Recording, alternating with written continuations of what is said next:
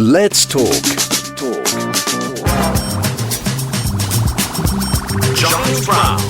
Mining men, Britain's last kings of the Coalface, is the story of the last generation of British miners, fathers and sons, brothers and comrades, big hitters and broken men, strikers and scabs. It is the new book by Emily P. Webber, and I'm delighted to say that Emily joins me live on the line now. Emily, good morning to you. Good morning. Lovely to be here. Yeah, the pleasure is indeed all mine. Just tell us a little bit about yourself and why you're eminently qualified to write Mining Men.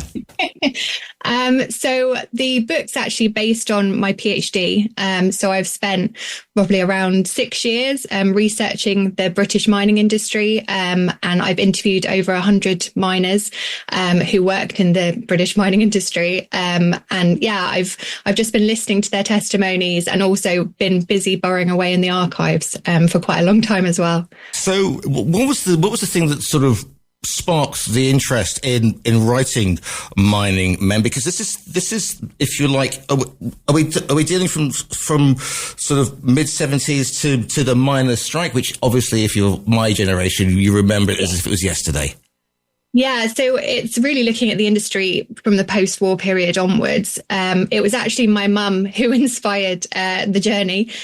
So I was born in South Yorkshire, less than a year after the end of the miners' strike. And my mum told me to write about where I came from. And that's exactly what I did. But what I started to realise is that you couldn't really understand the emotions and exactly what was at stake in the miners' strike without really appreciating what the industry meant to its workers and its communities. So that's kind of what I set about investigating. Because, I mean, mining is different. Coal mining is different. And the whole sort of genesis of the UK as an industrial power is based on mining. It is dangerous. It is dirty. And it's not only impacts the men, but the communities themselves, the women themselves. It's not like an agriculture community, is it? No, I mean, the risks were pretty unparalleled. And even in the 1970s, it was one of the riskiest occupations in the UK. And so I found it really fascinating that men remembered the industry with such fondness.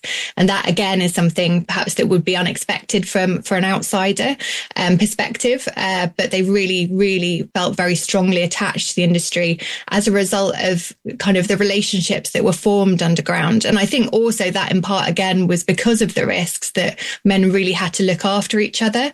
And so in a past life, I used to manage research at the Imperial War Museum. And I was fascinated by ideas of camaraderie, particularly in the First World War and the PALS battalions. And I was always interested if there was an equivalent outside of the theatre of conflict. And in mining, I really did find that, that men would risk their lives to help each other out underground when something went wrong. So yeah, some of the accounts have been incredibly moving. But if you think about it, it's the same kind of it's the same kind of background, because you're in a situation that can be incredibly dangerous. You look after each other, and unless you've been down a mine, and I'm from Stoke-on-Trent, and I've been down a mine, and the claustrophobic atmosphere, at one point they turned the lights off, and it was just like horrendous. And so for an outsider looking in, it's very difficult to explain what it's like to face that every day. It really is. But I think the men's accounts, because there were so many of them, and, they really, really did take me back there in their stories. And I hope I've managed to do justice to that in the book. But I think because of the very, very unique environment, again, that was another thing that's really stayed with them. And when the pit closures happened and they could no longer work underground, there was no equivalent. They could never go back there. And yet it really has stuck in their memory. And so many men, told me about dreaming at night. They would dream and they would be back in the pit and the smells would be back in the darkness. So yeah, it's a really, really fascinating industry. And again, one that has no parallel. And also there's that whole thing about, because of where the mines are, obviously the Rhondda, Yorkshire, where you're from yourself, and Scotland as well, there is that sort of distrust of, if you like, sort of soft Whitehall and politicians, because miners have always been united. I mean, remember that the miners united will never be defeated, etc. And perhaps, successive governments really haven't got mining communities, have they? No, and I think they've been done a massive injustice historically. If we look at the communities today, they are still suffering. And this is now 40 years on as a result of the way in which the pit closure programme was enacted. So I think there is very justifiably so, still a mistrust. I know that there are a lot of wonderful community initiatives happening and a lot of people trying to kind of really celebrate the heritage of what was a wonderful, industry at times in terms of bringing people together and community spirit. But yes, I am familiar with the mistrust, and it's something that's definitely been shared with me during interviews.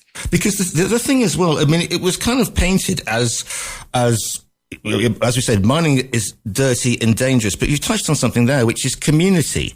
And, everybody works together. If you like, those in the mines go to the same pubs. There are social events. The whole town or whatever is based around that.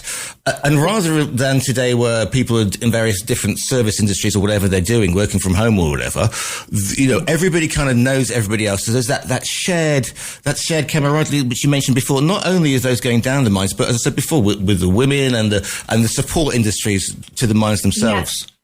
Yeah, and that's really what kind of was the thing that sustained the strike for as long as it did. I mean, it was incredible. I mean, these communities, they were not rich communities, but because they looked after each other, supported each other, the women were incredible during the strike in terms of running kitchens and food distribution.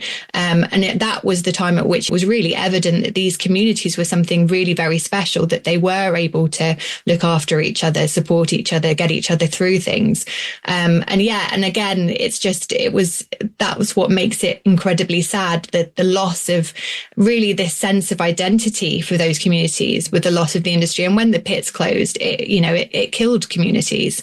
And it really, again, there's such a sense of pathos now that's been lost. But, part of what I wanted to do with the book was celebrate what that was. I think because of the strike and because of kind of how divisive it was in some communities, that the actual goodness of the industry and, the way in which these communities looked after each other and all of that had kind of been lost a little bit. So with the book, I wanted to really celebrate mining culture, what it meant, and what true camaraderie meant. And yes, both underground, but also in sense of these wonderful communities. Because I think we're now sort of 40 years on from the miners' strike. Yeah. We need to sort of reappraise, I think, what they were standing for and what the communities meant. Because at the time, obviously, Margaret Thatcher was the Prime Minister. She basically painted the miners as almost a fifth column, didn't she, at the time? And they were going to sort of overthrow almost the UK government, and it was an old industry and it was dying. And there were Arthur Scargill was basically, in some corners, he was the devil incarnate if you were reading half the press at the time. And there was, what was it, the People's Republic of South Yorkshire, wasn't it? That was the thing. Yes, indeed. But I feel as though we really, really do a massive disservice in remembering mining communities in that way. At the end of the day, people were defending their jobs and they were defending the right for the survival of their communities. And also, lest we forget that for many of these men, their fathers, their grandfathers, even further back, were in the industry. Sometimes they'd actually dug the pits that these men were working to. So there was enormous family attachment to these pits. And it was the whole community suffered as a result. And, not people unrelated to the industry, the corner shop, the local pub, it really did destroy those communities. But I think because of the fact that miners were misrepresented, I would say, as being these hyper-militant, hyper-masculine characters during the strike. And that was really amplified in a lot of the press, that, we lost track of really what they were fighting for. And they were just ordinary men and women and families who just wanted to make sure that, there was a job for their sons to go into. So yes, that's also what I was trying to remedy, really, this what I felt was the misrepresentation of who the British miner was.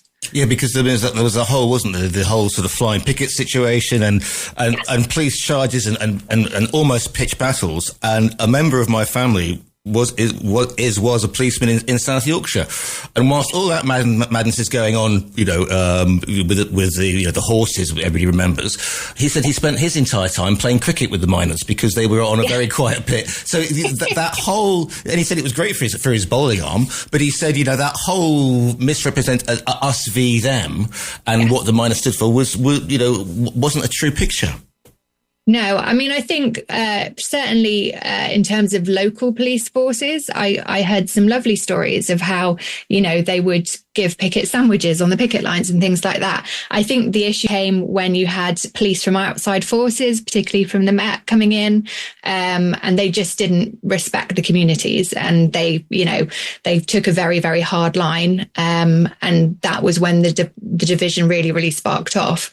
But one of the interviewees in, I think it's the first chapter, he was a miner and then became a police officer, and he was involved in policing the strike. And for him, that was really, really difficult, being stood on the other side of the picket line.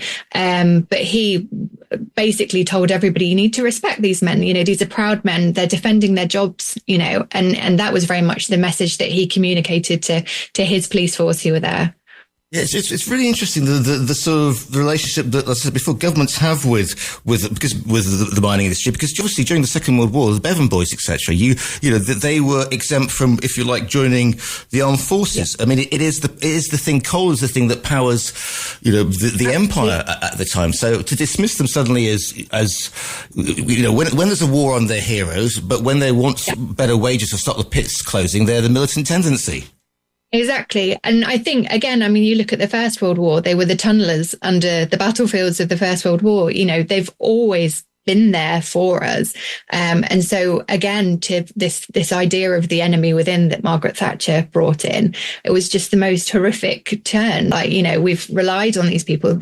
These people are working in jobs that few people would tolerate. And yet they were able to do that to them. So, again, and I feel as though, as a result, a lot of the historical narrative after the strike has focused on the strike. And so with the book, I just really wanted to do the industry justice. I wanted to talk about the Bevan Boys, and I wanted to talk about men, who dedicated their lives to the industry. A lot of them came away with some really catastrophic injuries as a result, but they felt truly proud of the role that they'd played in making Britain. And so, I wanted to make sure that was put on paper for people of my generation and, future generations, that they could remember it in the right way. And also, we say the miners, but obviously different perspectives. There's no blanket, broad stroke. A miner in the Rhondda has a different experience to a miner in South Yorkshire. So how fascinating was that to sort of speak to? There's mines in Kent as well, aren't there? Yes, there are mines in Kent. And again, I dedicate 2 chapters to miners from Kent, because not many people realise that there are coal mines, or there were coal mines in Kent. And again, I really wanted to make sure that they were given recognition. But I travelled all over the coalfields. And actually, there was a huge amount of different experiences and different characters. What's interesting, from the 70s onwards, you get a real kind of change in terms of miners' roles underground. So you get, qualified electricians, engineers. These are highly skilled men. So there was a huge spectrum of experience that I encountered. But that was what was really lovely about doing it, was that I wanted to kind of smash through stereotypes with it and really showcase all manner of different characters, and explore the meaning that they brought to their work.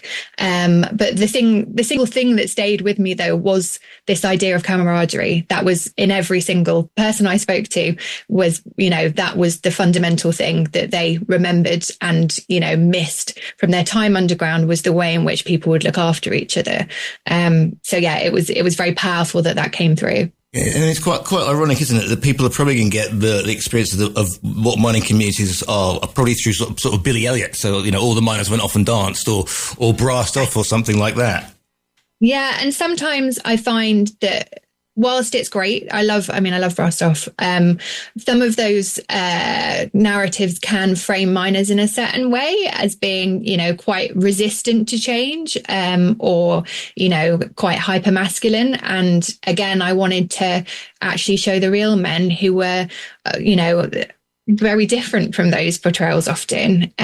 So yes, I think again, that was another thing I wanted to address. Yeah. And also because a lot of the men sort of qualify themselves. I mean, this is obviously 40 years ago, so it's kind of different. They qualify themselves through their work. And when the work is gone, the men can't kind of handle it, and the women take over that matriarchal, society as well.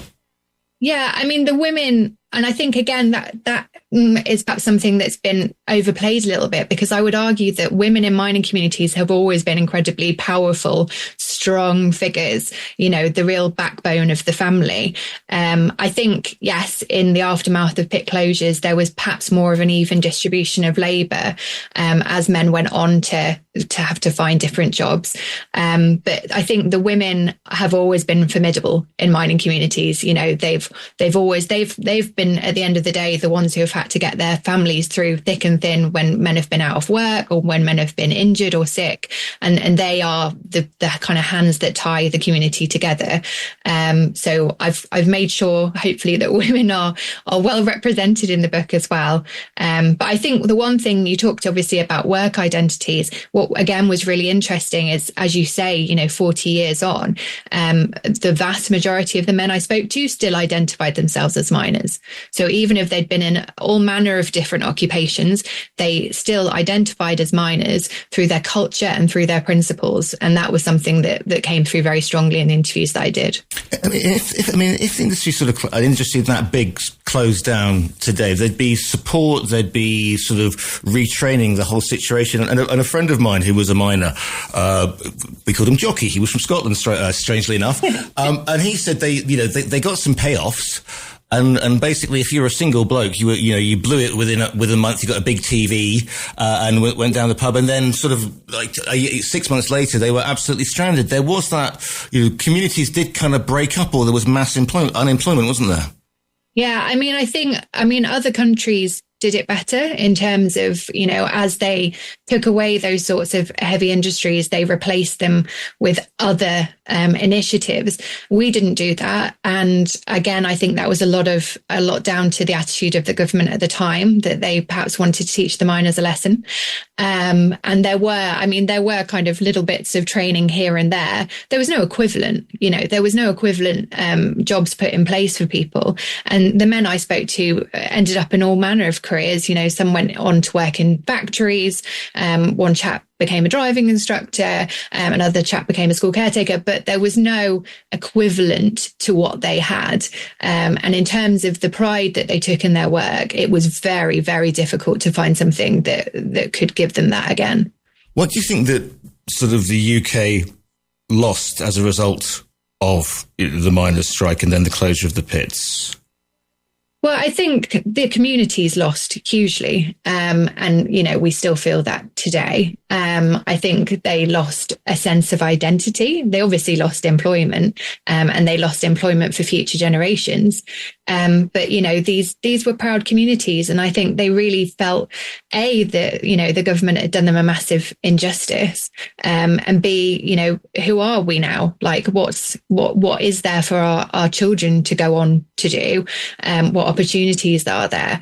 And so I think that was hugely lost. I think the interesting thing is about the mining culture, and I talk about this in the book, that's still there. It's still, in terms of communities looking after each other, that still very much exists. And, a pride in ideas of camaraderie still exist. And we see them, at the Durham Miners Gala and things like that. So, that didn't die out, but certainly, communities were left devastated, and you feel it in pit communities that I've been around. You can still feel the fact that, there hasn't been opportunity. And I know that numerous attempts have been made to try and correct that, but, I don't think in real terms it's made a huge difference as yet. And I don't think the real investment's been made properly.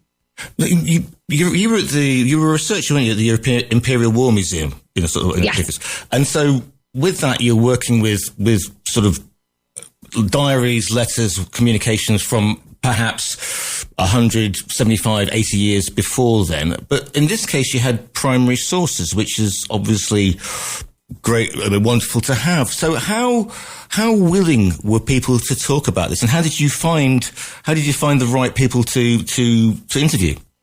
So I put out a couple of calls in newspapers, in coalfield communities, and I also put a call out on social media. There's a lot of mining groups on social media, and I got a fair amount of interest early on. So started touring around the coalfields and speaking to different people, and then of course the pandemic happened, which I hadn't really anticipated. And I was at home homeschooling my two children. And kind of going, I don't know how I'm going to interview people now. And so I just decided I'll do it by correspondence. So I put again something out going, does anybody want to share mining memories with me? I'll write back to you. It would be lovely. And I received a tidal wave of mining memories, huge unpublished memoirs that had been not shared with anybody other than immediate family. And just, it was really overwhelming. One elderly gentleman had dictated a lovely letter via one of his neighbours that he posted on to me, which was just beautiful, all about working as a Bevan boy. And so I was like, my goodness, this is incredible. And so then a few people came through and said, actually, I'd still like to talk to you. Can we do it on Zoom? And again, that's never really been done before in oral history terms. And I was a bit like, I don't know what about doing online interviews. How's that going to work? But they became the most wonderful interviews. They'd go on for a lot longer actually than in-person interviews. They'd stretch late into the evening. And it became such a highlight of my day. I'd done with all the homeschooling. My children were safely in bed. And then at 8:00 at night, I'd open up my laptop and just disappear into somebody else's life for a few hours and learn all about, the pit and really the meaning that they had in their work and, what they missed. And it was the greatest privilege to be trusted with these testimonies. And some of them were incredibly moving. Some of them were very funny as well. So yeah, it was just brilliant. Yeah, because as I said before, we don't. If you're not from a mining community, you probably don't get it, and that's perhaps the most wonderful thing about this. But what are you hoping that people are going to learn from Mining Men? I want them to realise the contribution that miners and their communities made to this country. I want them to really appreciate that, because I think it's really overlooked in history because of how the industry ended. And I want to shine a light on actually the brilliance of these communities, how they came about, and actually what they stood for and what mining really meant to people in terms of the culture, the principles about looking after each other. And I think that there's something that we can all learn from it today. I certainly came away from doing the research feeling like a better person for having learned from these men's lives and kind of what camaraderie really meant. So yeah, I really hope people take that away. The book is called Mining Men, Britain's Last Kings of the Coalface. It's by Emily P. Webber. If people want to find you online, Emily, is there a website? Is there social media? Where can they look you up? Yeah, so the emilypwebber.com, and I'm also on the Penguin website as well, Emily P. Webber, and the book's there. And you'll also be able to order it from our own virtual bookstore. The book is called Mining Men. It's by Emily P. Webber. Emily, it's been an absolute pleasure to speak to you today. Thank you ever so much. It's been wonderful.